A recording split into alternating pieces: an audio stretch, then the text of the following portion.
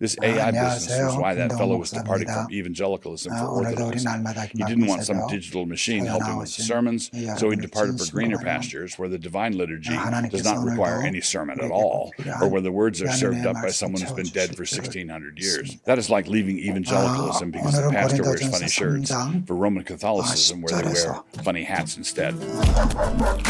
우리 15절까지 제가 공독하겠습니다.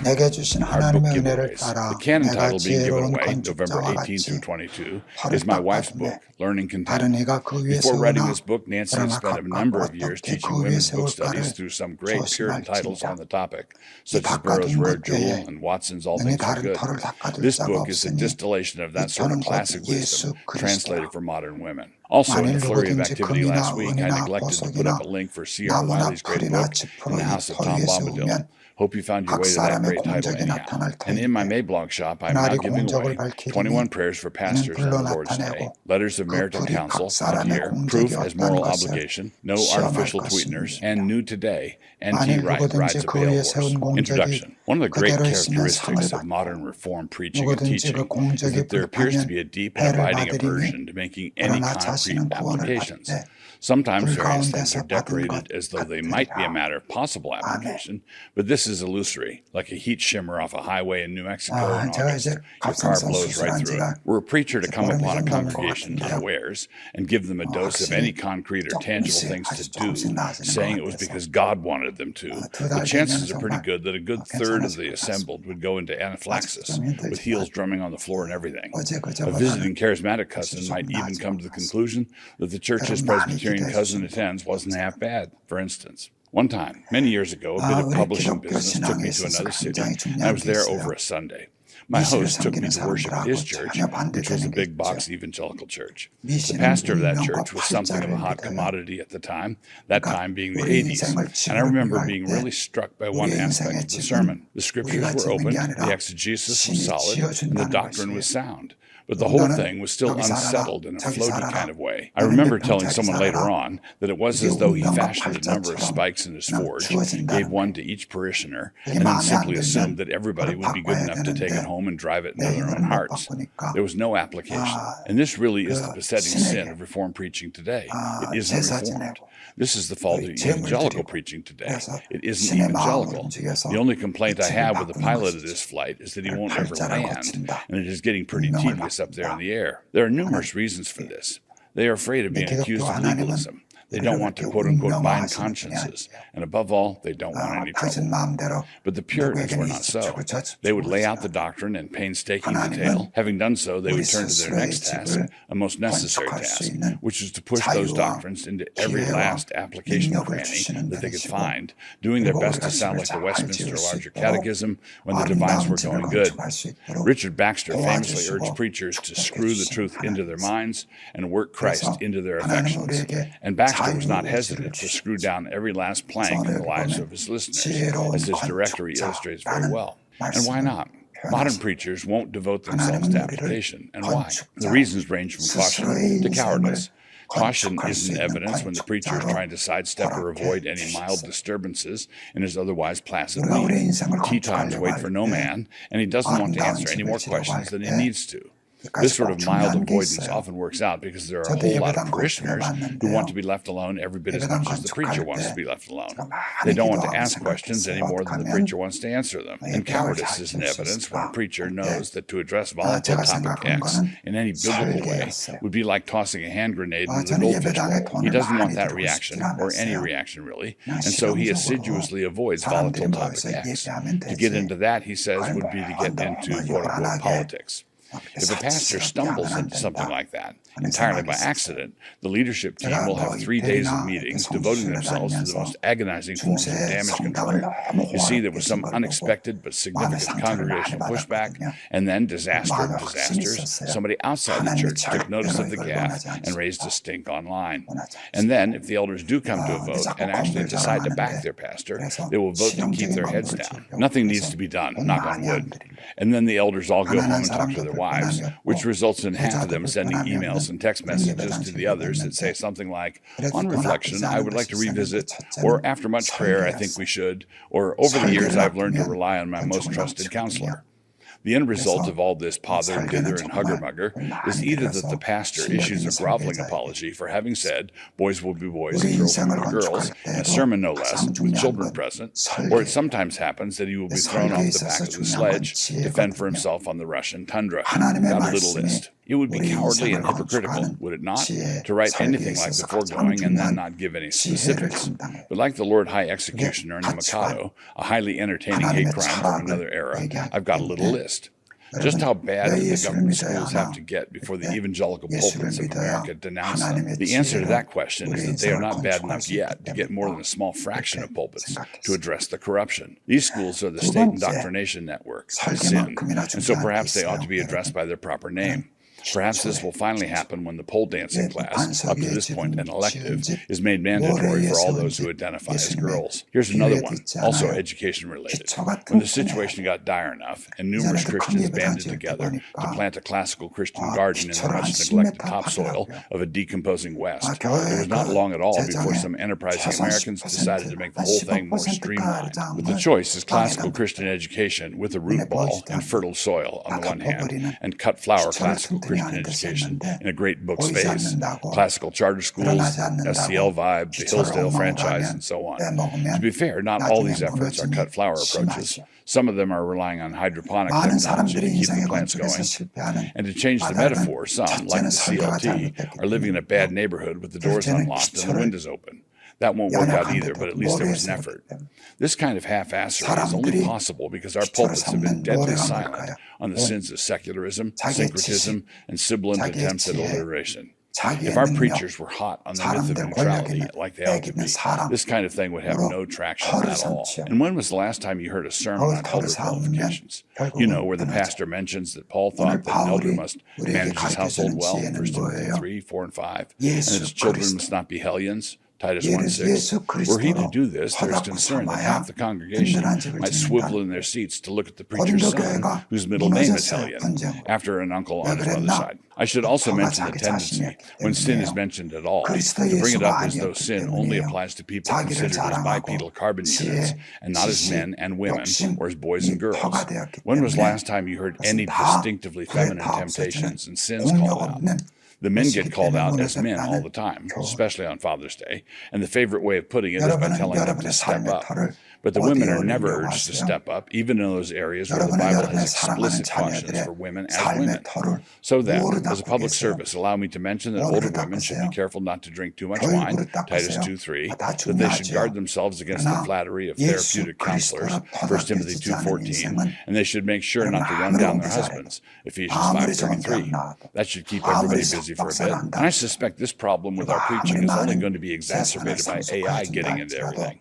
So when will American preachers denounce the movement and start outsourcing the beginning of your sermon prep to AI? The link will enable you to see that Logos Bible Software thinks that AI shouldn't write your sermons, but that Sermon Assistant is nevertheless here to help. The problem is that in order to preach a Jeremiah like what is needed, Sermon Assistant might refuse to help, and then where would we be? But I cannot let this link pass by me without commenting on the context of it. This AI business was why that fellow was departing from evangelicalism for orthodoxy. He didn't want some digital machine helping with the sermons, so he departed for greener pastures where the divine liturgy does not require any sermon at all, or where the words are served up by someone who's been dead for 1,600 years. That is like leaving evangelicalism because the pastor wears funny shirts, for Roman Catholicism where they wear funny hats instead. Speaking of funny hats, one of the people who wears them is the Archbishop of Canterbury. Justin Welby, currently the lame duck archbishop, which is apparently a thing now, just recently resigned over a report that said that he had failed to report a really bad dude who was guilty of egregious sexual misconduct. This was all in the background until it wasn't. But right before this happened, Welby perpetrated his very own sexual misconduct. Only this was of an approved kind, when he said that gay sex was okay if it occurred in the context of a committed relationship. Well, okay then. Going back to the scandal that led to Welby's resignation, the girl bishop of Newcastle, Helen Ann Hartley, had some words to say about it all, which included line, drawn, and safeguarding. So there's that. All of this taken together, including the mere fact of a girl bishop, indicates that the Church of England on sexual and gender matters is a weltering pile of hot garbage. And how might this relate to our evangelical pulpits? Well, it's pretty simple, really. Welby is at the bottom of a slippery slope, funny hat askew, down there with abusers, girl bishops, and imprimaturs and permission slips for sodomy. And evangelical pastors are 10 feet down from the top of that same slippery slope, yelling something like, "You call that a header? Watch this." Our evangelical guy would never say anything negative about girl bishops because Marie Tinkworthy, MDiv, director of his women's ministry, and valued member of his leadership team, might take it ill. 약속 믿고 굳게 서리라 굳게 서리 영원하신 말씀 위에 굳게 서리. He chastens every son of his, Hebrews 12:6. And when he spanks, he really does. He doesn't mess around. He scourges, mastagao, as in flogs, every son he receives, Hebrews 12:6. And we are told here that this should be an incentive to encouragement, as opposed to its opposite. Take heart. You are clearly one of God's own. 주님 품에 항상 안녕히 뻗으며 약속 믿고 Although the occasions can be many, there are two basic reasons for discouragement, internal and external. The internal occurs when for some reason we have given way to sinful attitudes and thoughts, and we are dealing with the consequences of that. And the external occurs when we are buffeted by circumstances, as Job was, but without sin. And of course, it is possible to get discouraged in both ways. If we are buffeted by external circumstances for long enough, we may give way and let the discouragement pierce all the way to the heart. How are we to understand this? How are we to respond to it? Why art thou cast down, O my soul? And why art thou disquieted within me? Hope thou in God, for I shall yet praise him, who is the health of my countenance and my God. Psalm 42:11. The first thing to note is that the psalmist presupposes that the condition of peace is normal. He is cast down and disquieted, and he wants to know the reason why. This disturbance of his soul is the thing that requires explanation. Why are you cast down, he asks himself. Verse 11. Whenever we are feeling fine, we don't look around for ways to fix it. But when unhappiness comes upon us, we don't like it, because unhappy people are, well, unhappy. In the very nature of the case, we seek to relieve pain. Pleasure is something we want to prolong or augment. Here, whichever of the sons of Korah composed this psalm shows himself to be just like the rest of us. When we are discouraged, it is entirely normal to want out. Second, the psalmist remonstrates with himself. He talks to himself, which is a good alternative to listening to himself. It is by far the better approach. He preaches to himself, and it is a convicting sermon. The difference between such active talking as opposed to passive listening is the intentional mentality involved. When we are discouraged and we cut the engine and just let the boat drift, it is not long before we are in a really bad way. The old Adam within us can be a chatterbox, and if we let him have the floor, he will lead us straight into a festival of self-pity. In times of discouragement or potential discouragement, we need to gather up everything we know, prepare some lecture notes, and speak firmly to ourselves. What are you doing, soul? And third, he comes to a pointed exhortation, commanding himself to hope in God. This is the key place where we can tell the difference between listening to ourselves and talking to ourselves. The point of talking to ourselves is to gear ourselves up to obedience. He anticipates that he will in fact obey the commands of God, for he will at some point in the future praise God. Obedience is the destination he sets for himself. The whole point of the lecture itself is to make it clear that God's way is the only way that makes any sense at all. And as we prepare what we are going to say to ourselves, here are a few suggestions, a few important things to keep in mind. False comfort. We want comfort, but we need to remember that there is such a thing as false comfort. When we speak peace to our hearts, we can do it in accordance with the Scriptures, or we can do it in accordance with our own pipe dreams. For example, someone who's become an idolater by turning away from the Lord is capable of speaking peace to his own heart, in his own name and on his own authority. But giving yourself a pep talk on false premises is not the way of wisdom at all. And it come to pass, when he heareth the words of this curse, that he bless himself in his heart, saying, I shall have peace, though I walk in the imagination of mine heart, to add drunkenness to thirst. The Lord will not spare him. But then the anger of the Lord and his jealousy shall smoke against that man, and all the curses that are written in this book shall lie upon him, and the Lord shall blot out his name from under heaven. Deuteronomy 29:19 and 20. What we are talking about here are the words of gospel, and the gospel does not sew elbow cushions for our sin. When we are walking in the imagination of our own hearts and things start to go badly, as God promises they will, we cannot resolve the problem by taking gospel promises and applying them to an unrepentant condition. That is just white paint on a black mold. Triune peace. If God is our salvation, then it follows that God is our comfort. And if the God of the Bible is our comfort, it follows that this comfort is triune. Remember that our salvation has occurred because God has included us in his triune life.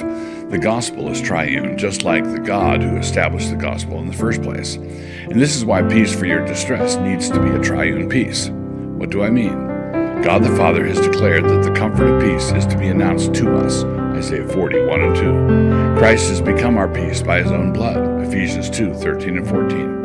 And why would the Father not give us what Christ has purchased for us? And the Spirit of the Lord came upon Christ so that he might comfort those who mourn, that he might bind up the brokenhearted, Luke 4:18. Because Christ died, the executor of his testament is the Holy Spirit. Remember then, whenever you are struggling with discouragement, that Father, Son, and Spirit are all engaged on your behalf. Discouragement and sin. One reason why Christians are discouraged in their attempts to live the Christian life is that they are attempting to run the race with tangled cords around their feet and a 150-pound backpack on, Hebrews 12:1. And so the way out of discouragement because of sin is simply repentance. Discouragement in such cases is disciplinary, and God's hand is heavy upon you for a reason. We are told to take heart when the Lord disciplines us, are we not? When God disciplines us, we are instructed to not faint when rebuked of him, Hebrews 12:5. Wherefore, lift up the hands which hang down and the feeble knees, Hebrews 12:12. In effect, we are being told to take heart when God works us over. It is a sign to us that we are truly his children. He doesn't spank the neighbor's kids. He disciplines his own. He chastens every son of his, Hebrews 12:6. And when he spanks, he really does. He doesn't mess around.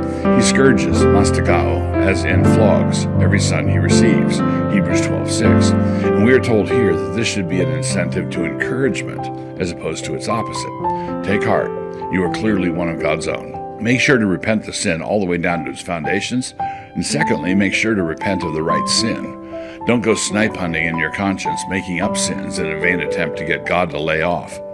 Also, don't make the mistake of trying to mortify sin in your life without hating that sin. Those who are theologically aware are often maneuvered into the position of mildly disapproving of some of their mental habits, and they go through the motions of what they are pleased to call mortification. But mortification is not effective unless you hate what you are killing. I wish I could say that I know about this principle because I had read it in a book somewhere. Discouragement in affliction. But don't make the mistake of thinking that hard circumstances mean that you somehow must have sinned.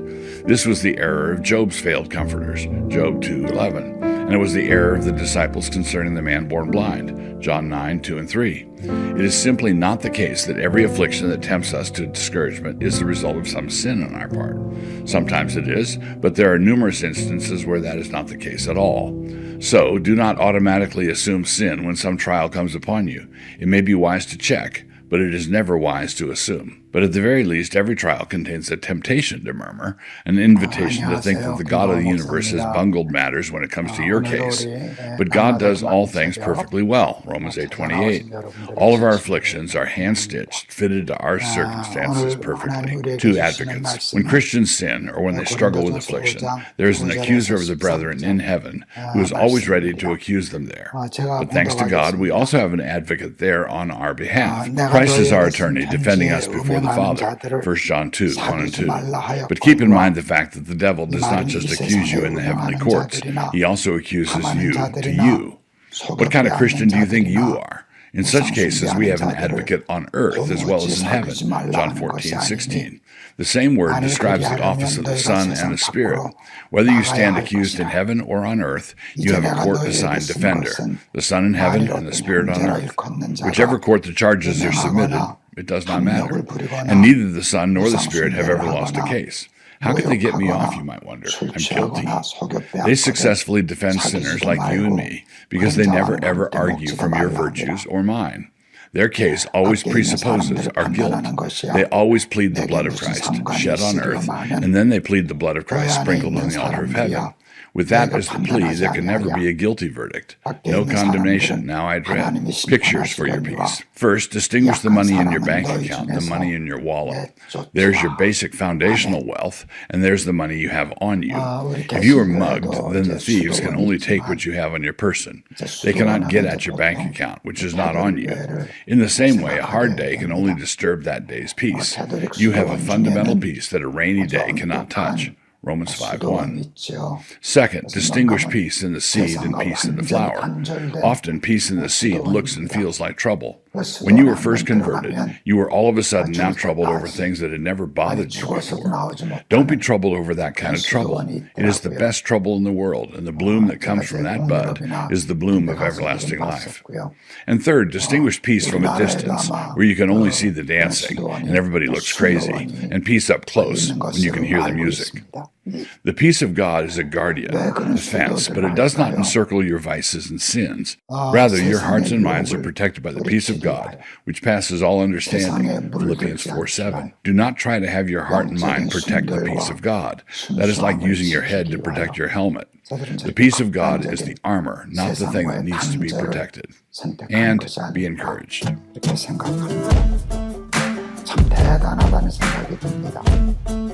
하나님은 그런 분들의 혼신을 절대로 병여기거나 가볍게 여기지 아니하시리라.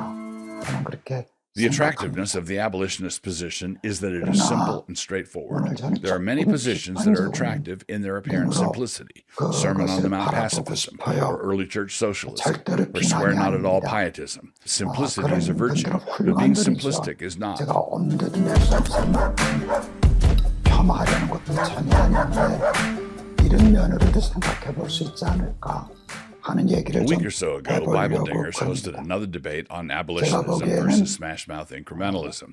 This one involved four of us. Joe Rigney was together with me, and T. Russell Hunter teamed up with John Speed. And while we didn't resolve anything, I do think that the debate was clarifying in several ways. Many thanks to Bible Dingers for hosting us. There were various points that were brought up that I would like to develop further here, and maybe even a point that should have been brought up and somehow wasn't. This latter phenomenon is something the French have a phrase for, esprit de scoutier. And please, for those of you listening to my blog posts, pardon my French, which I accomplished by means of rusty hedge clippers. This refers to the width of the staircase, and refers to things you think of later on that you should have said. The perfect point you ought to have made occurs to you, but it does so on the staircase as you're making your way to bed. Fill it out some more. First, there was one point that I raised in the debate that I want to fill out a bit more. Because of the free-flowing nature of our discussion, I didn't get to develop it as much as I would have liked to do. Nobody's fault but mine, of course, but there's no time left to listen. Let us imagine a range of anti-abortion responses and tactics and rank them on a scale of 1 to 10, with 1 being the most tepid and 10 being the most radical. A 1 would be Bill Clinton's safe, legal, and rare, and 10 would be armed bands burning down clinics and summarily executing abortionists. Together with abolitionists, I would agree that the quote-unquote pro-life options at the lower end of the scale are morally compromised and examples of sin. The debate we had was a debate between 6s and 7s. The question I would like to press here has to do with trying to identify the guiding principle that enables the 7s to stop at 7. If the central charge against the 6s is that they do not come all the way up to 7, a logical follow-up question would be, once we are both 7s, why do we not go on to 8? This would be to organize sit-ins and rescues in abortion clinics. Why not 9? This would be to fight for legislation to secede from the Union if any other state failed to adopt a standard other than absolute abolition. And why not 10? This would be armed insurrection with the eradication of abortion as its stated goal. Why not go to war, as in actual war? In short, what is the standard that enables us to be unable to live with some compromises and able to live with others? Again, by what standard? I believe the answer to this question lies in the recognition that trade-offs can represent moral compromise, but whether they do or not, they are nevertheless inescapable. That means that accepting some trade-offs is acceptable and other trade-offs are not. Our dilemma is never trade-off, no trade-off. In this fallen world, the dilemma is always which trade-offs are lawful. Whether you believe in trade-offs or not, this does not keep the trade-offs from happening anyhow. So the Christian who is seeking to navigate this issue is never going to be in a position where the trade-offs are non-existent. What he has to do is make sure that whatever trade-off he accepts is consistent with the law of God. 그렇다고 Smash 해서 Mouth advocates would rather have a bill signed into law that protects some babies than a 세상과 purer bill that 단절하지 doesn't 않고 make it to the governor's desk and that 저들의 그냥 therefore protects no 정죄하고 babies. Not only so, 판단하고 it is the 버리만 place 하지 where 않고 abolitionists say 저들과 that it is a 왕래하고 compromise that represents a 사귀면서도 plain moral failing. 교회의 물을 But wait, the 세상으로 trade-offs continue 흘려내는 on up the line. 그런 사람, The abolitionists, 그런 while 교회 fighting for an 되기를 absolute 원하신다 protection of the unborn 라고 in 하는 one 뜻으로 state through 저는 legislative 해석을 means, is 했습니다. nevertheless willing to forgo direct action and 그래서 peacefully shutting down clinics. That's a trade-off. 세상과 The legislative 한번 process 들어가면 is slow, and 세상 so why aren't 밖으로 we trying to 나오지 save as 못하는 many babies as 그런 we can 수도원 today? Why not go to 전화가 8? 들어가지 How many 않을까? babies will die while we are getting a clean 세상적인 abolition bill 욕심이 to the floor of the 있어서도 legislature? 그렇지만 Why not direct and 하나님의 peaceful 식은 조금 action at the 다르지 clinics 않을까? now? Then once we are at 8, 도무지 we go back to the 말이 아니다. legislature. Let's kick it up to 9. 그렇게 수도하는 Why are we 말이 introducing abolitionist 아니지 bills 않느냐? that, if passed, 저는 그렇게 would still leave our now pure 뭐가 state in an 아자인지 impure 모르지만 covenant and alliance 그런 with 해석을 49 other 하게 states that 되었습니다. don't protect the unborn 그래도 adequately, and with many of them that don't 저는 protect the 생각이 좀 unborn at all? 다르지만 Jehoshaphat had no 그렇게까지 business being in an 신앙의 alliance with 순수성을 Ahab. 지키기 What are we 위하여 doing? That is yet another trade-off. We would rather have an intact America than take a thoroughgoing stand for the unborn. While fighting for children here, we are nevertheless willing to remain in a covenanted union with states that murder their children over there and right up to birth, too. When Paul Hill shot the abortionist years ago, his logic was that pro-lifers use the rhetoric of murder for their fundraising purposes, but they don't really act like it is murder in real life. Why don't we take up arms in order to prevent the bloodshed that is happening today?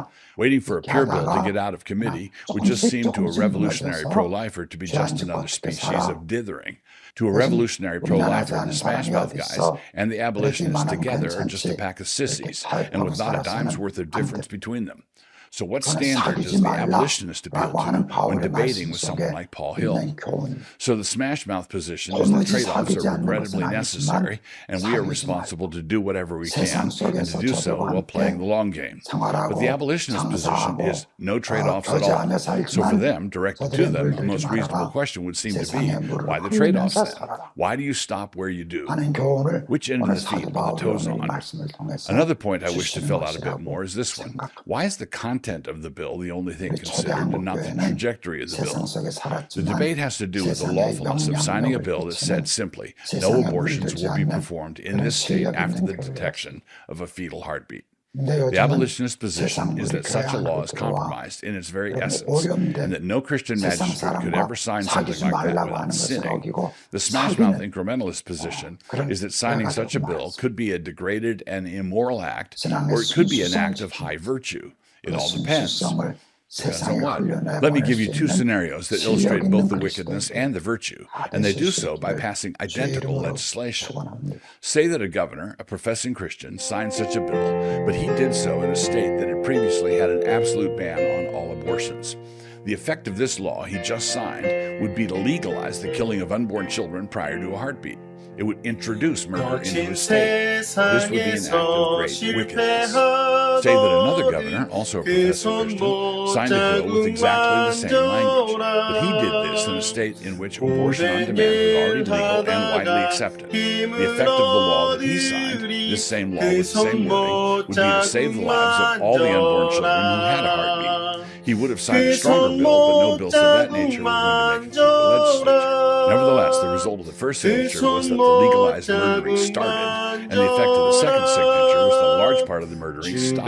The Smash Mouth argument is that to examine the words of the bill only, and not to include the intent or the effect or the trajectory, is a tragic form of myopia, regulating that which you hate. The central argument that Joe Rigney brought to the debate was that Scripture tells us that God hates divorce, Malachi 2:16. Nevertheless, because of the hardness of the people's hearts, God permitted divorce, Matthew 19:68. And the problem that the Pharisees had was that they interpreted God's permission as being tantamount to approval. They say unto him, why did Moses then command to give a writing of divorcement and to put her away? Matthew 19:7.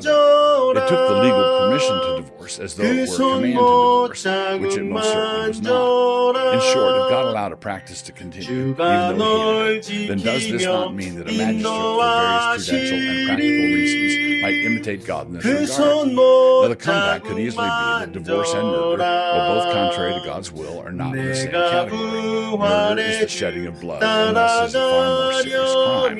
At least that is what I would say in response if I were assigned to argue the abolitionist case. So do we have any examples in Scripture that would highlight Reagan's pattern, but which involve bloodshed as opposed to sexual ethics? And the answer to that question is that, well, yes, we do. When God established the 6 cities of refuge, this was his stopgap solution to the problem created by an ancient office of the blood avenger. Say that 2 men were out chopping wood, and an axe head flew off the handle of one man's axe and killed the other man. This was entirely unintentional, meaning that at worst, the man was guilty of accidental manslaughter and not murder.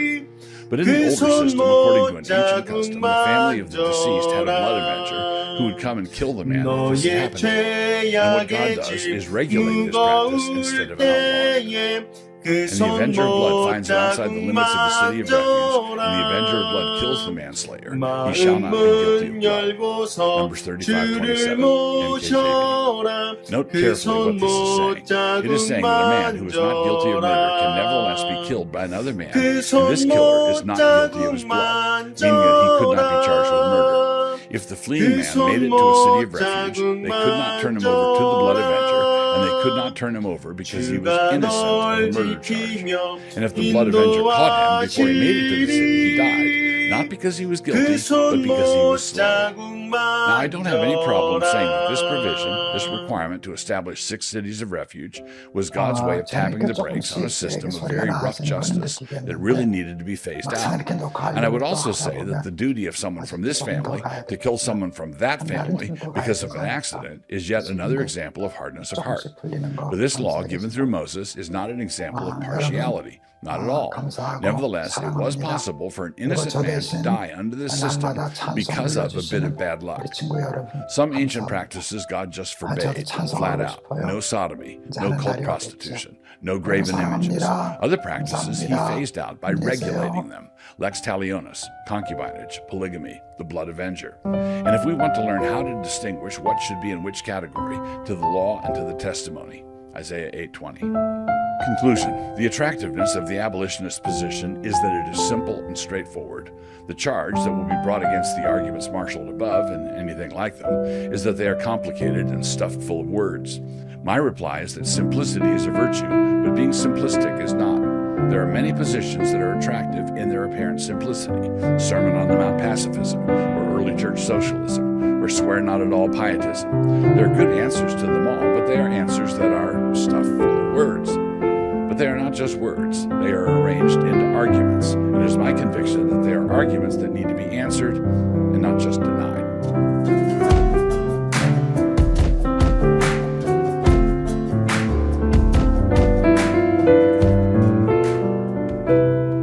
You don't want to come off like one of those election deniers, do you? Of course I do. Let me roll out my troglodyte credentials. Paper ballots straight up, all counted on election night before 11 p.m. is the way. Lemon squeezy. No early voting, no ballot drop-off boxes, no electronic machines, no FBI raids on opposing candidates, no convoluted legal cases during an election, and no more calls for dropping the Electoral College for doing exactly what it was designed to do.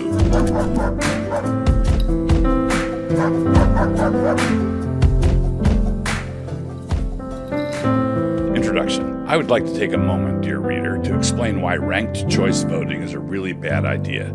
I'm doing this because certain malevolent forces have managed to get the option of approving said ranked choice voting onto the ballot this November in Idaho. I said that this was a really bad idea, but do not wish to mislead you by underselling the badness of it.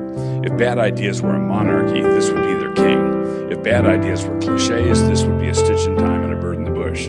If bad ideas were a 5-gallon bucket, there would be at least 10 gallons all over the floor. I suggest you read through this piece by Dan McLaughlin over at NR, then read through the rest of what I have to say below, and then in the conclusion I may tell you what I really think about all this. All this in addition to the fact that if bad ideas were a dog's breakfast, this would be a half-eaten taco behind a dumpster in a Mexico City barrio, explaining the mechanics of this bad idea. Those in favor of this travesty will call it a proposal for a quote-unquote open primary. I have already seen an ad that treats it like Fresh Mountain Air, the way Salem Cigarettes used to do in their ads. Springtime fresh. Fresh Mountain Air seems brisk enough and all bracing and healthy like, but since I'm tired of this metaphor, it is simply the expensive paint to give the haunted house some curb appeal. This would not be an open primary according to the traditional definition, but should be called, more accurately, a jungle primary. And by jungle, I am not referring to the beauty of exotic butterflies, but rather to the snakes, to the large and slimy ones. All of this is being brought to you courtesy of Prop 1, and so you should consider it your duty to show up on Election Day in order to vote no against this beast from the lagoon, all while singing at least 2 or 3 imprecatory psalms. If passed, how will it go? How will it work? All the candidates, no matter what party they belong to, are all in the same primary election. We throw everybody into the same pot, and the 4 top vote getters then get to advance to the general election. In that general election, you do not get to vote for just one candidate, no, but you must instead rank all the candidates in order of your preferences. This forces you to vote for each candidate at some level. Maybe you didn't want to vote for any commies as your 3rd and 4th choices, but that is too bad. You aren't against democracy, are you? Hater. Please keep in mind that jungle primaries and ranked choice voting are not the same thing. They're not the same bad idea. Rather, they are 2 very distinct bad ideas that have been bundled into one. The end result will not be simply additive, but rather a force multiplier of bad ideas. The ideal election system for sensible people would be to reduce as much friction as possible between the casting of the votes and the announcement of the winner. This is a system that introduces additional friction, more handlers, more opportunities for glitches, more chances of delay, and more yawning invitations to corruption. The officials who are to be entrusted with everything will then take all the ballots to a secure location somewhere in order to conduct some serious math. After lots and lots of tabulations, which will not be a transparent process, I'm joking, they will take a few days to continue doing their serious math until they finally figure out that they needed to carry the 2, divide by 6, multiply by the square root of 16, and then a winner is declared. It takes this long because the lowest vote getters drop, and then the 2nd, 3rd, and 4th preferences of those discarded votes have to be taken into account. And call me nervous, but I can't shake the feeling that people who come up with ideas like this one are not very good at math. So if this proposal does not give you the fan tods, then you are quite frankly beyond the reach of any normal person's fan tods, or willies or Jim Jams, and perhaps this is because your conscience has been seared with a hot iron. I would suggest a period of soul-searching and perhaps a spinal adjustment by a burly chiropractor. You need to do something. The old Idaho has got to go. What about here in Idaho? In statewide elections in Idaho, the progressive left does not actually stand a chance. That is, they do not stand a chance when each political party picks their guy, and then the Idaho voters choose between the 2. The clear purpose of Prop 1 is to enable the left to win statewide elections in a state where otherwise, as the New York cab driver might say, forget about it. They intend to do this by means of electoral ratcheting. Do the Boise Pride Fest people want this? They do. Do all the left-wing lawyers want it? They do. Do those neighborhoods that have yard signs promoting various commie miscreants also have a lot of yard signs up urging a vote yes on Prop 1? They do. This is actually all you need to know. What this will do in Idaho is rob the Republican Party of the right to select a candidate for their own party. It removes the right of like-minded political actors to decide on their own strategy. As things now stand, Republican primaries usually have some rhino running against some hardliner conservative. In such a system, here in Idaho, the election can go either way. Sometimes the rhino wins, sometimes the hardliner wins, and other times the hardliner wins and magically transforms while in office, turning into a rhino. But whatever happens, whoever wins that primary will most likely win the general election. And we all know that even the Republican squish will be better than whatever Menshevik has put forward by the Democrats. Under Prop 1, the hardliner, the rhino, and the commie go into the same jungle primary, and all of them will most likely advance to the general election. So rather than 2 Republicans toughening one another up as members of the same party, this mandates a splitting of the conservative vote. Please allow me to say that again. This mandates a splitting of the conservative vote. Someone might reply that it could split the commie vote also, but with this system, splitting the vote of the conservatives will have far more of a negative impact on them. Alaska is a 60-40 Republican state, and this misbegotten system is what enabled a Democrat to defeat Sarah Palin for an open congressional seat there. That was the whole point of adopting the system in the first place. I refer you again to the McLaughlin piece. This is a bit of electoral chicanery that will allow Democrats to win after multiple rounds of ranked choice voting and carrying the 2, etc., and accusing anyone who voices any suspicions of being a conspiracy theorist and an election denier and a white supremacist. Speaking of chicanery, at this point someone might be tempted to take me aside and warn me that I myself am sounding like conspiratorial. You don't want to come off like one of those election deniers, do you? Of course I do. Let me roll out my troglodyte 기회를 credentials. 주셨는데 그것을 Paper ballots straight 놓치면 up, all counted on 낭비하면 election night before 세월을 11 p.m. is the 아끼지 way. 못하는 Lemon 것이죠. squeezy.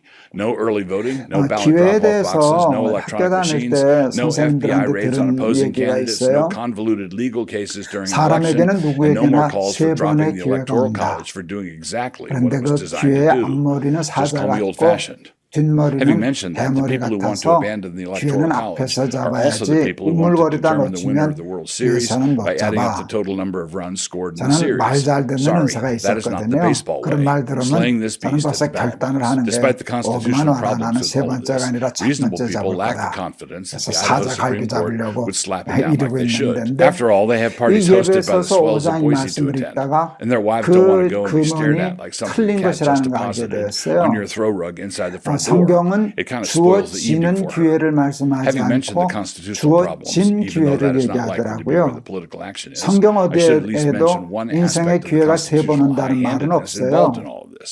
Prop 여러분 1 actually 주어진 extinguishes 기회란 the 말이 First Amendment 뭔가를 right of party 생각해보면 expression. Parties no 여러분 longer 기회가 have the 인생에 freedom to 꽉 select 차 their own 있다는 nominees. 것이에요. Instead, they can easily be 제가 그때 shackled against their 무슨 will 연상을 to one or 했는가 more 하면 candidates who simply claim affiliation 수원지에서부터 with the party 집까지 and who made it past the 부까지 jungle primary. 수도 In other words, someone who 파이프라인으로 was the second 연결돼 choice of a 있잖아요. bunch of Democrats 여러분 could be 물 the Republican 풀면 office holder 나오잖아요. and wind up in that 꽉 차 position 있잖아요. because he was the second choice of a bunch 수원지부터 of 우리 Democrats. 집까지 But to 빈틈없이 disenfranchise 물이 a 차 party like this 있잖아요. is to rob 풀면 individual 나오잖아요. citizens of the right to coordinate their 우린 political 기회가 action 세 with others, 번밖에 which in turn 없다고 이렇게 쏟고 disenfranchises them. 사는데요. And so this measure is 하나님은 내 emitting noxious 인생이 fumes that the Idaho 기회로 Supreme 꽉 Court is 차 unlikely 있다는 to 것이죠. smell, which raises 틀만 the question 틀어라. of what is to 지금 be 그 done 기회가 if this measure is going to be 늙어서 될 defeated. 것이다. And have I mentioned that 이게 it needs to be 주어진 defeated? 기회를 It needs to 활용하는 go down 것이에요. at the ballot box. And by going down, I mean 기회를 that the good people 기다리는 of Idaho 사람은 need to soak it 어리석은 with a full can 사람이고요. of lighter fluid and 자신의 touch it off. 현실을 Ideally, 기회로 this should be 만드는 accompanied 사람은 with loud whoops. 지혜로운 If this is 사람이에요. not defeated, it will simply 그런데 prevent Idaho from continuing to be 어떻게 하면 Idaho. It will interfere 주어진 with the state 기회를 being 잘 able to govern 활용할 수 itself as a 있을까? majority conservative 내 state, and 삶은 will instead 좋은 allow 일도 the 있고 same people 나쁜 who 일도 hate every 있는데 form of electoral accountability 우리는 to 기회는 take complete control of 좋은 the 일에만 process 있다고 here. They will do 생각하는데 this in elections for the state 아니요. legislature, 그렇지 for 않은 federal 일에도 offices, and 기회가 for 있다는 statewide 거예요. offices. 성경 It needs to 말씀은. be stopped the same way 그런데 all monstrosity 주의 should be 뜻이 stopped. 무엇인가 Unfortunately, the 이해하라 는 conservatives 말씀이 need to make up a lot 있더라고요. of ground because we need to get 아, this 이게 done in the 답이었어요. next few weeks. If I might 어떤 be so 일에는 bold, may I ask that you 하나님의 send a link 뜻이 to this 있어요. post to any of your friends who 우연한 are 일은 Idaho 없어요. voters? 하나님이 우리를 사랑하시는데 하나님이 모르시는 일, 하나님이 원치 않으시는 일, 우리에게 좋지 못한 일이 일어날 수는 없잖아요. 우리가 오해해서 이건 좋은 일이다, 이건 Dear 나쁜 일이다 하는 darling, so I 것뿐이지 take it that 그 things are 모든 getting a 일에는 mite 하나님의 serious over 뜻이 there. 있고요. Good for you. 그 I trust you 뜻을 are smiling at him 깨달으면 brightly. 우리가 나쁘다고 생각하는 일도 기회가 되는 것이고요. 그 뜻을 이해하지 못하면 That apparently being the 우리가 case, 기회라고 let 하는 me compare and 것도 contrast two 우리에게 different kinds of 위기가 daddy 되는 issues. 거예요. One, a father has been a good father to his daughter, 성경에 as yours 하나님의 뜻을 obviously has 이해하지 been, 못해서 despite being a great blessing, 세상적인 기회를 큰 nevertheless 기회를 creates a unique set of 얻었는데도 challenges. 위기로 When a 맞은 father has 사람이 been 있죠. distant or abdicating or 어리석은 abusive, 부자 this 얘기예요. creates another set of 풍년이 challenges, what are 들어서 popularly known as 창고를 daddy 되짚고 issues. 내 As your dad has been 영혼아 a strong father, 마음껏 both to you 먹고 and your 마시고 siblings, 즐기자. this does not 그러다가 remove the possibility of 그날 밤에 something 하나님 going 앞에 wrong. It just 부름받았어요. changes the nature of what could go wrong. 자기를 So let me 부욕해 하신 begin with the 하나님의 뜻은 situation that 관심 you are likely to 없었어요. encounter, and then I will 욕심에만 compare it to the 참고 other kind of 짓고 situation, the 나만 sad 먹고 guy. 즐기자 A 그러니까 father has an entirely different 뜻을 이해하지 relationship to his 못하니까 daughters 그 than he does with his 기회가 sons. 그에게는 It is not the 위기가 case that he just has 됐잖아요. generic kids 그런데 and provided he treats them 여러분 well, everything will 고난도 unfold in 어려움도 exactly the same way. 위기도 No, he's a 고통도 man, and he's 그 a man 속에 with 숨어있는 sons and 깊은 daughters. 하나님의 A 뜻을 good 이해하면 father is modeling for his sons what they should want to be 때문에 하나님이 like, 나한테 while he's 고난을 doing something 주셨구나. very different for his daughters. 그래서 시편 For 기자가 them, he is 이렇게 modeling what they 얘기하잖아요. should want a future husband to be 고난당한 like. 것이 내게 A similar thing 유익이라. happens on the other side 이로 with 인하여 mothers and 내가 daughters and 주의 mothers and sons. 율례를 In this 깨닫게 case, he is modeling 되었나이다. the kind of man you should want, 고난을 not the kind of 유익이라고 man you should 그랬는데 be. The 율례를 paradigm for all this 깨달음이라는 was 단어가 established in the 있잖아요. Garden of Eden long 하나님의 ago. 법과 Therefore 뜻을 shall a man leave his 깨달으면 father and his mother, 여러분 and shall 고난도 cleave unto his 유익이 wife, 되는 거예요. and they shall be one flesh. Genesis 2:24. 오늘 Also see Matthew 사도 바울이 고린도 19:5. 교회 얘기할 Sons 때 leave, daughters 은혜 are 받을 given. 만한 This means 때, the son detaches from his 구원받는 father 때를 in a manner 얘기를 that is 해요. very different than how a daughter 근데 detaches, 바울이 although 얘기하는 they both 은혜의 are separated 때와 from their families of 구원의 origin 때가 in order to form a 언제게요? new family unit. When the Apostle Paul is 여러분 writing about 중요한 the 게 different 이게 requirements for the 지금이에요. sexes in the 보라, course of a service of 지금은 worship, he 은혜 says 받을 this, 만한 때요. let your women 보라, keep silence in the 지금은 churches, 구원의 for it is 날이로다. not permitted unto them to 지금이 speak, but they are 은혜의 commanded 때예요. to be under obedience, as also 지금이 saith the 은혜의 law. 때예요. 1 은혜 Corinthians 하나님 언제 은혜 14:34. 주시나? As the law 왜 나는 says. 은혜 안 But where does the 주세요? law say that? 왜 하나님 The 나를 most likely 구원해 주지 candidate is 않으세요? found in Numbers 왜 30, 하나님은 나를 the passage 축복하지 that talks 않으세요? about how to manage it when a daughter or a wife has made a vow to the Lord. I won't quote the passage at length here, but it is worth looking up and reading through carefully. Numbers 33 through 16. In that passage, if a woman vows something to the Lord, her father has the authority to abrogate that vow when he first hears of it. But if he hears of it and says nothing, then her vow stands.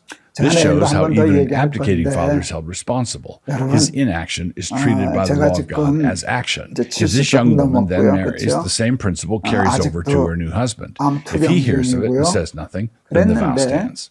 This shows that there is an analogous relation between a father and daughter, and a husband and a daughter. Both a father and a husband are heads, and at a wedding, that covenantal headship is transferred. But I would have you know that the head of every man is Christ, and the head of the woman is the man, and the head of Christ is God. 1 Corinthians 11:3. If the head of the woman is the man, referring to her husband, if we place these passages together, this means that her father was her covenant head before she was married. And why are you bringing all this up, you might be asking? I'm in love, so why the deep theology? Well, this is all going to be enormously practical in just a few months. The stronger and tighter your relationship with your dad, the more of a challenge it will be transferring that allegiance to a different man. Not only that, but a different man who's 30 years younger than your dad, and that much more inexperienced, and who doesn't have the same kind of deep account with you your father does. About the only thing he has over your father is that he can probably run faster. But it is not hopeless. What he has going for him is that this whole thing is apparently a design feature. God intends for this to be done, so when it is done right, it really is glorious. But there are ways in which it can be done poorly, ineptly, or not at all. So it is a father's task to have his daughter's emotional bank account full and topped off. But he has to do this in such a way as enables her to transfer it all to another bank. If he does this right, he is giving a new and inexperienced husband a head start and time enough to learn the ropes. The new husband can draw on the account that the father established. But if dad is the wrong kind of alpha father, he's going to have trouble letting go. Or his daughter might have trouble letting go. Or both. And this is how the poor daughter becomes the rope in the tug-of-war. One of the temptations that comes to strong fathers is the temptation of viewing strong sons-in-law as competition somehow. This is a setup for all kinds of problems. When your dad gives you away, he is such a gracious Christian gentleman. I have no doubt that he will do it right. But sometimes daughters don't have their father's wisdom, and they compare their husbands to their dads in the wrong way. And there are fathers, and I'm afraid that I've seen them, who give their daughter's hand ceremoniously during the wedding, but no other way. They don't really let go in other words. A young couple needs to fix it in their minds that they are establishing a new covenant household, one that as households go has the same rank as the households they grew up in. The household of the kids is not an annex to or extension of the households of the groom's family or of the bride's. After the wedding, we have 3 households, not 2.5. You don't want your oldest child to be 16 when he experiences his first Thanksgiving in his own home.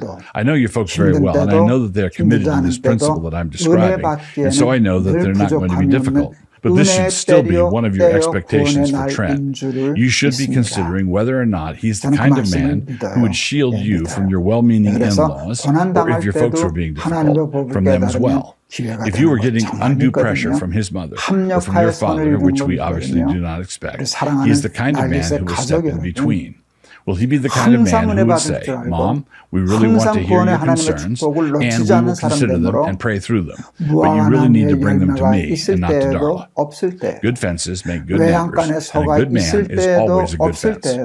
Compare all this to the other kind of problem. If a young woman has the other kind of daddy issues, she can't get away from home fast enough, or at least it appears that way. But she has a vacuum inside, and she's looking for a way to fill it up. It is a vacuum that is shaped like an authoritative male head, and so she takes her father void, her father hunger with her. This is why she so easily latches onto or clings to a man or to men, to anyone that she thinks might be able to fill that void. And so she 엄석이하고 goes 하는 off 것 to 같아서 empower herself through pole 골랐습니다. dancing 항상 or some other way of disciplining her 항상 father. 복이 되겠다. Of course, there's no 늘 shortage 신앙의 of men 고백인 around, 줄을 but none of 믿습니다. these men can fill that void. And a 주의 good 2/3 of them don't even want to. They just pretend to want to in order to get her into bed, and then they are gone like the whistling wind. And just like the whistling wind, they never call anymore. But in a healthy situation, as I said above, the father of the bride is giving the new husband a head start. He is beginning a new venture in the establishment of this household, and a godly father has been the financier, a venture capitalist. When a secure daughter transfers her allegiance to her new head, which is not the same thing as transferring loyalty, affection, or respect, she's doing something that should come naturally. She loves and respects her dad, as always, but her allegiance has been transferred. She is a naturalized citizen of another country now. A woman used to carry her father's name, and now her last name is the name of her husband. When feminists kick at this, thinking that they are subverting the patriarchy, they're not actually keeping their womanly name. They're doggedly sticking with their father's name and their grandfather's and their great-grandfather's. They are being narrowly patriarchal in this. A Christian maiden is brought up knowing that a woman is not bound to one male line forever. She knows that each new generation of daughters is privileged to bring new life to a new line. This is God's design. A woman is supposed to take her husband's name. This is not a quaint Anglo-Saxon custom. It is fully biblical. Male and female created them and blessed them and called their name Adam in the day when they were created.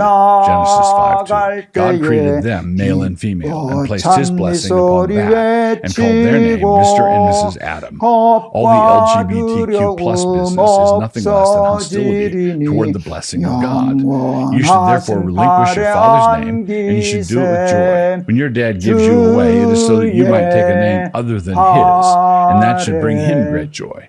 How could it not? It is God's design. With gladness and rejoicing, they shall be brought. They shall enter the king's palace. Instead of your fathers shall be your sons, whom you shall make princes in all the earth. Psalm 45, 15 and 16. Your Uncle Douglas. So, thanks for watching our content. We really appreciate it. I want to take a second to talk about my book, Angels in the Architecture, and how you can listen to the audio version for just 99 cents, which, if you round up, is a whole dollar. The modern view of the world is empty and lifeless, nothing more than a bunch of matter in motion, with life by the thousandth, millionth chance emerging from chaos. The modern world, as a result, can only conceive of progress as more efficiency, more technology, more domination, greatly improved matter in motion. By way of contrast, the Christian faith presents a glorious vision for culture and a vision of the world in which truth, beauty, and goodness are built into the very molecules of the universe. Angels in the Architecture, which I wrote together with Doug Jones. The book covers such diverse topics as creeds, poetry, history, the church, feasting, and storytelling. And here comes my best imitation of a salesman. The audiobook is now available at mycanonplus.com. If you haven't joined Canon Plus yet, what's wrong with you? Excuse me. You can get your first month for just 99 cents by using promo code DOUG99, DOUG99, all caps. My name is in there not as an ego thing. We're just trying to help you remember it. 범사에 감사하고 어떤 형편과 처지에서든지 늘 구원의 하나님을 인하여 기뻐하는 천국 시민들이 다 되게 하여 주시옵소서. 감사하며 예수 그리스도 이름을 받들어 기도하옵나이다. 오늘이 은혜의 날입니다. 지금이 구원의 때입니다. 이 사실을 잊지 마시고 하나님의 뜻을 위해서 항상 기뻐하고 늘 감사하는 한국 시민들 다 되시기를 주의 이름으로 축원합니다. 여러분 감사합니다. 여러분 사랑합니다. 내일 또 뵙겠습니다. Michael Cassidy was that publicly minded citizen who had redistributed the image of Satan that had been erected in the Iowa Capitol building. As much as we might admire the honesty of such messaging by our politicians, the detestable image still needed to go. Anyhow, Joe made his inquiry, and his question excited some comment. Lord Hanuman does raise some interesting questions. Vandalism, destruction of private property, vigilantism, liberty of conscience. What is going on here? I have decided to tell you. Testing the limits. First, before we get into the political theology of the thing, what we are looking at is a clear and naked instance of someone testing the limits. It is a matter of practical psychology first. This is a universal human phenomenon, and it goes on all the time. Pets do it, toddlers, daughters do it, sullen teenage girls do it, and large immigrant communities do it. People naturally test boundaries. It is our way of finding out who is actually in charge. Those who do the testing are the confident ones, and those who act the part of the nonplussed are not. Please follow me carefully here, the confident ones. The question before the aggressive ones is, how far can we push this before someone says no? The answer, at least to date, is pretty far. When the strong gods come, the weak gods give way. Chesterton probably didn't say it, but he should have. Those who don't stand for something will fall for anything. We are now in such a state of civic disarray that we will fall for anything. These Hindus know what they believe, and they have acted accordingly. Heartland Americans don't know what they believe and wouldn't know how to defend it if they did know. They feel like something is wrong with this whole thing somehow, but cannot articulate it. When they try to raise their inchoate concerns at family reunions, say, they have a learned cousin, a seminary grad, who patiently explains to them that this is the price we pay for liberty. And thus an appeal is made to another giant statue, this one being up in New York and not in Texas. The liberty that these Hindus have found here in the land of the free should actually be celebrated, the learned cousin explains. Celebrated? Before addressing the argument of our learned cousin, it needs to be pointed out that his demeanor is thoroughly compromised. His sophisticated dismissal of the whole thing, as though it did not constitute a grave problem, is an answer that has been marinating for some time now in a tray filled with wickedness and sin. The Apostle Paul was deeply distraught when he came to Athens. And why? Because the city was crammed with idols. Now, while Paul waited for them at Athens, his spirit was provoked within him when he saw that the city was given over to idols. 안녕하세요. 김동호입니다. KJV. The word rendered here is provoked, is paroxysm. The word from which we get our paroxysm. The Apostle Paul was worked up over this because idols and idolatry are always and everywhere an affront to the living God. Anyone who can take the proliferation of idols right in stride is someone who is not walking with the Spirit. Galatians 5:25. His stride doesn't match the Spirit's at all. 1절에서 8절 제가 봉독하겠습니다. 내가 인자와 정의를 노래하겠나이다. 여호와여 내가 주께 찬양하리이다. 내가 완전한 길을 주목하오리니 주께서 어느 때나 내게 임하시겠나이까. 내가 완전한 마음으로 내 집 안에서 행하리이다. 나는 비천한 것을 내 눈앞에 두지 아니할 것이요 배교자들의 행위를 내가 미워하오리니 나는 그 어느 것도 붙들지 아니하리이다. 사악한 마음이 내게서 떠날 것이니 악한 일을 내가 알지 아니하리로다. 자기의 이웃을 은근히 헐뜯는 자는 내가 멸할 것이요 눈이 높고 마음이 거만한 자를 내가 용납하지 아니하리로다. 내 눈이 이 땅에 충성된 자를 살펴 나와 함께 살게 하리니 완전한 길에 행하는 자가 나를 따르리로다. 거짓을 행하는 자는 내 집 안에 거주하지 못하며 거짓말하는 자는 내 목전에 서지 못하리로다. 아침마다 내가 이 땅의 모든 악인을 멸하리니 악을 행하는 자는 여호와의 성에서 다 끊어지리로다. 제가 반복동하지 않습니까? 제가 참 많이 반복했던 예와 그만큼 제 삶에 굉장히 중요한 영향을 끼친 그런 일이었기 때문에 자주 반복하게 되는 것 같습니다. 제가 이제 32살에 영락교 부목사가 되었는데요. 우리 나이로 영락교 부목사들의 주된 일은 신방하는 겁니다. 신방, 교회가 컸기 때문에 많은 집을 신방해야 됐기 때문에 1년에 한 교구로 신방한다는 게 참 벅찰 만큼 일이 많았습니다. 그러니까 신방을 가면 이제 점심때 되면 어느 가정이 이제 목사 점심 대접을 하는데 그때는 이렇게 식당에서 하는 거를 잘 하지 않고 꼭 어느 집에서 이렇게 정성껏 준비하고 하셨습니다. 어느 권사님이 제 아내에게 목사님 뭐 좋아하세요? 목사님 좋아하는 거 해드릴게요. 그때 우리 아내가 아무나 잘 들어요. 뭐 좋아한다 그렇게 하면 자꾸 그것만 해주실 터이니까 대답하지 않았어요. 권사님이 이제 당신의 생각에서 정성껏 차리셨는데 어느 음식이 입에 맞아서 그거 많이 먹었어요. 맛있게 먹었어요. 근데 그 다음 날부터 다른 집들을 다른 교구로 신방하는 구역을 신방하는데